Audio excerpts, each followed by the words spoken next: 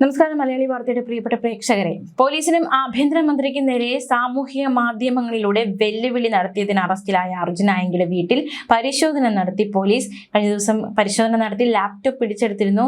Inspector A അനൂപിന്റെ നേതൃത്വത്തിൽ Kannur city cyber പോലീസാണ് അഴീക്കോട് കപ്പക്കടവിലെ വീട്ടിൽ റെയ്ഡ് നടത്തിയത്. അതേസമയം അർജുൻ ആയങ്കിയുടെ പേരിൽ എറണാകുളത്തുള്ള 3 കേസുകൾ, അതിലൊന്നിൽ അർജുന് ജാമ്യം കിട്ടിയിരുന്നു. ആ ജാമ്യം റദ്ദാക്കാനുള്ള നീക്കം ഇപ്പോൾ പോലീസ് നടത്തുകയാണ്. ജാമ്യം റദ്ദാക്കാൻ പോലീസ് അപേക്ഷ നൽകുമെന്ന് റൂറൽ ജില്ലാ പോലീസ് മേധാവി കെ സുദർശൻ വ്യക്തമാക്കി. ജാമ്യ വ്യവസ്ഥകൾ ലംഘിച്ചെന്ന് ചൂണ്ടിക്കാട്ടിയാണ് ജാമ്യം റദ്ദാക്കാനുള്ള നീക്കം പോലീസിന്റെ ഭാഗത്തു നിന്നും ഉണ്ടാകുന്നത്. അർജുന്റെ അറസ്റ്റ് രേഖപ്പെടുത്തിയ ശേഷം കസ്റ്റഡിയിൽ വിട്ടുകിട്ടാൻ കോടതിയെ സമീപിക്കാൻ ഒരുങ്ങുകയാണ്. കഴിഞ്ഞ ദിവസങ്ങളിലൊക്കെ നമ്മൾ കേട്ടതാണ് അർജുൻ ആയങ്കിയുടെ അഭിഭാഷകൻ MK ഹസൻ.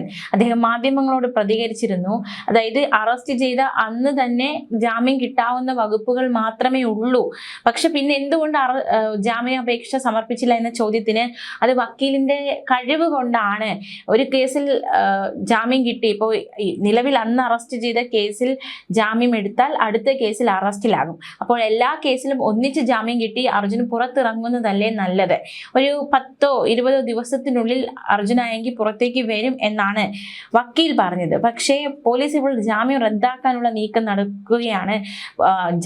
വക്കീലിന് പിഴച്ചോ എന്നൊരു ചോദ്യമൊക്കെ നിലവിൽ ഉയരുകയാണ്. എന്തായാലും ജാമ്യം കിട്ടാൻ തിടുക്കമില്ല. പോലീസ് ചെയ്യാവുന്ന കാര്യങ്ങളൊക്കെ ചെയ്യട്ടെ. എന്തായാലും ജാമ്യത്തിനായുള്ള നീക്കം നടക്കുന്നുണ്ട്. അതിനിടയിൽ സുപ്രീം കോടതിയിൽ സമീപിക്കാൻ ഇരിക്കുകയായിരുന്നു ഈ CA ഭീഷണിപ്പെടുത്തിയതുമായി ബന്ധപ്പെട്ട കേസിൽ. അതിനിടയിലാണ് അറസ്റ്റ് ഉണ്ടായത്. പിന്നീട് സുപ്രീം കോടതിയിൽ പോകുന്ന ആ ഒരു നീക്കം ഉപേക്ഷിക്കുകയായിരുന്നു. ജാമ്യാപേക്ഷ ഇവർ നൽകിയിരുന്നില്ല. അർജുൻ ആയങ്കി നിയമവ്യവസ്ഥയെ നിസാരവൽക്കരിച്ച് കുറ്റകൃത്യങ്ങൾ ഇനിയും ആവർത്തിക്കാൻ സാധ്യതയുള്ളതിനാൽ ജാമ്യം അനുവദിക്കരുത് എന്നാണ് സൈബർ പോലീസ് കോടതിയിൽ വ്യക്തമാക്കിയിരിക്കുന്നത്. കൂത്തുപറമ്പ് ജുഡീഷ്യൽ 1ാം ക്ലാസ് മജിസ്ട്രേറ്റ് B യദുകൃഷ്ണയുടെ മുൻപാകെ ഹാജരാക്കിയ പ്രതിയെ 2 ആഴ്ചത്തേക്കാണ് റിമാൻഡ് ചെയ്തത്. കണ്ണൂർ മജിസ്ട്രേറ്റ് അവധിയിലായതിനാലാണ് അർജുൻ ആയങ്കിയെ കൂത്തുപറമ്പ് കോടതിയിൽ ഹാജരാക്കിയത്. തലശ്ശേരിയിലെ അഭിഭാഷകൻ KM ഹസൻ ഹാജരായിരുന്നെങ്കിലും ജാമ്യാപേക്ഷ നൽകിയിരുന്നില്ല. എല്ലാ കേസിലും ഒരുമിച്ച് ജാമ്യം എടുത്ത് പുറത്തിറക്കാനുള്ള നടപടിയിലാണ് തങ്ങളെന്നാണ് അഭിഭാഷകൻ വ്യക്തമാക്കിയത്.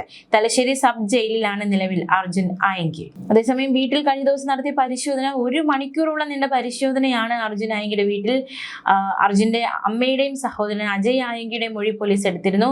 അർജുന് കേസ് നടത്താൻ പണം സ്വരൂപിക്കാനായി ക്രൗഡ് ഫണ്ടിംഗ് നടത്തിയതിന് ശനിയാഴ്ച അജയ് ആയങ്കിയെ കോഴിക്കോട് നടക്കാവ് പോലീസ് അറസ്റ്റ് ചെയ്ത് ജാമ്യത്തിൽ വിട്ടിരുന്നു. ക്രിമിനൽ കേസിൽ ഒളിവിലിരിക്കെ സാമൂഹ്യ മാധ്യമങ്ങളുടെ വെല്ലുവിളി അധിക്ഷേപവും നടത്തിയതിന് അർജുൻ ആയങ്കിയുടെ പേരിൽ വിവിധ പോലീസ് സ്റ്റേഷനിലാണ് കേസെടുത്തത്. അർജുൻ ആയങ്കിക്കായി പോലീസ് പത്തനംതിട്ടയിലെ CPM DYFI നേതാക്കളുടെ വീടുകളിൽ പരിശോധന നടത്തിയ സംഭവം വലിയ പ്രതിഷേധത്തിലേക്ക് നയിക്കപ്പെട്ട സംഭവമാണ്. ഇതിൽ പ്രതിഷേധം CPM ജില്ലാ നേതൃത്വം കടുപ്പിക്കുകയാണ്. കഴിഞ്ഞ ദിവസം മല്ലപ്പള്ളിയും കാട്ടാമലയിലെ CPM DYFI നേതാക്കളുടെ വീടുകളിൽ പരിശോധന നടത്തിയതിനെതിരെയാണ് CPM പ്രതിഷേധവുമായി രംഗത്തെത്തിയിരിക്കുന്നത്. കീഴ്വായ്പൂർ പോലീസ് സ്റ്റേഷനിലേക്ക് CPM മല്ലപ്പള്ളി ഏരിയ കമ്മിറ്റിയുടെ നേതൃത്വത്തിൽ വായ മൂടിക്കെട്ടി പ്രതിഷേധ മാർച്ച്. കോൺഗ്രസ് നേതൃത്വമാണ് പോലീസിന് തെറ്റായ വിവരം നൽകിയതെന്ന് CPM ജില്ലാ നേതൃത്വം ആരോപിച്ചു. തെറ്റായ വിവരം പോലീസിന് നൽകിയവർക്കെതിരെ നടപടി വേണമെന്നും മനുഷ്യാവകാശം ലംഘിച്ച് പരിശോധന നടത്തിയ പോലീസുകാർക്കെതിരെ നടപടിയെടുക്കണമെന്നും ആവശ്യം.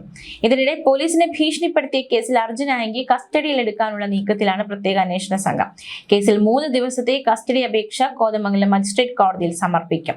സംഘടിത കുറ്റകൃത്യത്തിന് ഗൂഢാലോചന നടത്തിയെന്ന കേസിൽ ആയങ്കിയുടെ ജാമ്യം റദ്ദാക്കണമെന്ന് ആവശ്യപ്പെട്ടുള്ള പോലീസ് റിപ്പോർട്ടും കോടതി പരിഗണിക്കും. ഊന്നുകൽ CIമാരെ ഭീഷണിപ്പെടുത്തിയ കേസിൽ അർജുൻ ആയങ്കിക്കെതിരെ ജാമ്യമില്ലാ വകുപ്പുകൾ ചുമത്താനാണ് പോലീസിന്റെ തീരുമാനം. നേരത്തെ സംഘടിത കുറ്റകൃത്യത്തിന് ഗൂഢാലോചന നടത്തിയെന്ന കേസിൽ ജാമ്യത്തിൽ ഇറങ്ങിയ ശേഷമായിരുന്നു അർജുൻ ആയങ്കി കോതമംഗലം SHO പ്രശാന്തിനെതിരെ ഭീഷണി മുഴക്കിയത്. ഫേസ്ബുക്ക് പോസ്റ്റിലൂടെയായിരുന്നു ഭീഷണി. സമാധാനപരമായി പെൻഷൻ വാങ്ങി ശിഷ്ടജീവിതം നയിക്കാൻ അനുവദിക്കില്ലെന്നായിരുന്നു ആയങ്കിയുടെ ഭീഷണി.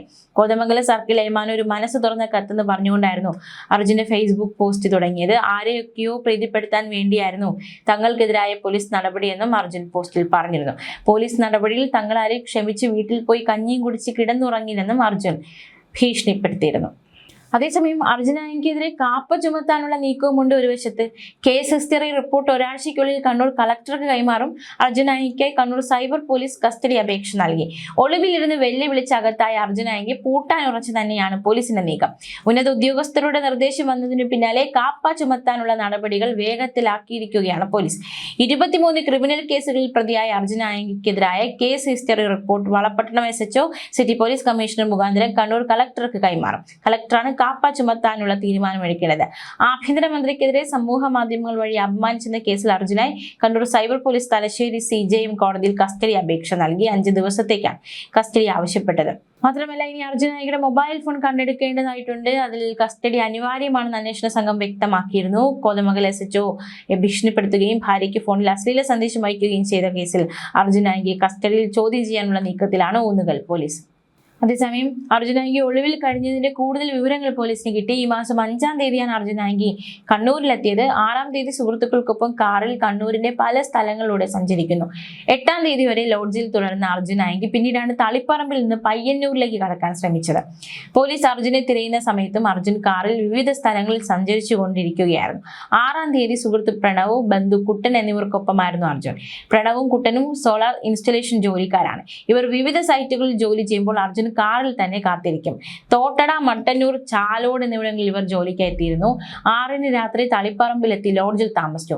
7-ാം തീയതിയും 8-ാം തീയതി ഉച്ചവരെയും ലോഡ്ജിൽ തുടർന്നു. പിന്നീടാണ് തളിപ്പറമ്പിൽ നിന്ന് പയ്യന്നൂരിലേക്ക് കടക്കാൻ ശ്രമിച്ചതും അറസ്റ്റിലാകുന്നത്. എന്തായാലും കണ്ണൂർ സ്ക്വാഡൊക്കെ ഉണർന്ന് പ്രവർത്തിച്ച ഒരു കേസാണ്. ഗോവിന്ദച്ചാമിയുടെ ജയിൽ ചാട്ടത്തിന് ശേഷം വളരെ ആക്റ്റീവായി പോലീസ് ഇടപെട്ട ഒരു കേസ് കൂടിയാണ് ഇതെന്ന തരത്തിലുള്ള റിപ്പോർട്ടുകളൊക്കെ പുറത്തു വരുന്നുണ്ട്. പോലീസിനെ വെല്ലുവിളിച്ച് ഒളിവിൽ കഴിയാമെന്ന് കരുതിയ അർജുനായി മറ്റു ഗുണ്ടകളുടെ എല്ലാ പ്രതീക്ഷയും തകർത്ത് തരിപ്പണമാക്കുന്ന രീതിയിലായിരുന്നു കണ്ണൂർ സ്ക്വാഡിന്റെ പഴുതടച്ച അന്വേഷണം. ഒരുപാട് പേര് ഇതിനോടനുബന്ധിച്ച് പോലീസിന് പിടികൂടാൻ സാധിച്ചു. സിസ്റ്റത്തെ വെല്ലുവിളിക്കാൻ ആരെയും അനുവദിക്കില്ല എന്ന് പോലീസ് ഇതിലൂടെ വ്യക്തമാക്കുകയുമാണ്. ന്യൂസ് ഡെസ്ക് മലയാളി വാർത്ത.